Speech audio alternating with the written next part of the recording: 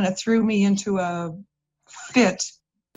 We're learning that some people are getting a stimulus check even though they've passed away. If one was set to a dead relative, should you keep it or send it back to the federal government? Valley News Team's Joshua Peguero details what your options are, and if spending the money isn't yours, will it result in a penalty?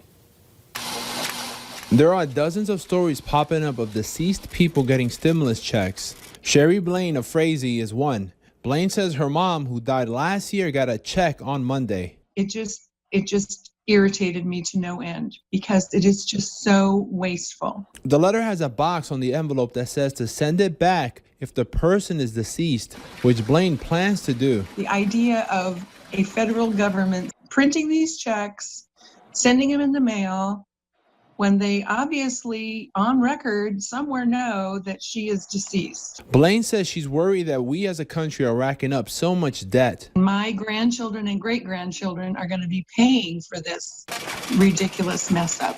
Minnesota Senator Tina Smith responded to Blaine, saying her office has received conflicting reports on how this would be handled by the Internal Revenue Service. If you notice that money was deposited in a dead relative's checking or savings account, a tax expert says you should hold on to the money until the IRS issues guidelines.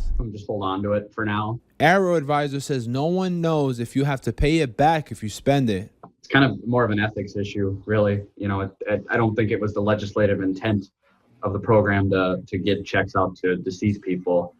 So really, you got to almost think of it as a clerical error. Treasury Secretary Steve Mnuchin told the Wall Street Journal people should return the checks of dead relatives.